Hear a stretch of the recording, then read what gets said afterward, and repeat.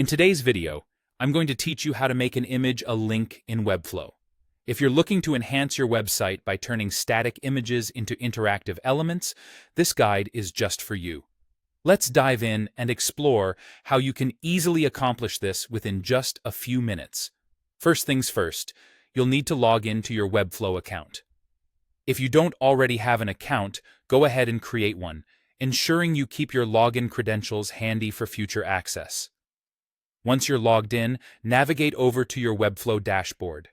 This is your control center, where you'll find all your ongoing projects and their respective settings. Now take a moment to browse through your dashboard and find the specific project you want to edit. Clicking on the project will take you directly to its editing interface. This is where the magic happens. In the design interface, locate the section where you'd like to add or edit an image. You can either insert a new image or modify an existing one as per your requirements. Once you have your image ready on the canvas, right-click on it. This will bring up a context menu where you'll need to look for the option that says Wrap In. From there, go ahead and select Link Block. This simple action will allow your image to function as a hyperlink, effectively wrapping the image itself in a link block, which you can then customize further. Moving on, with the image now wrapped in a link block, you'll want to refine the link settings to best suit your needs. For instance, you can set the target attribute of this link to blank. This will ensure that when users click on the image, the linked destination opens in a new tab. This is particularly useful if you don't want to disrupt the user's current browsing session on your website.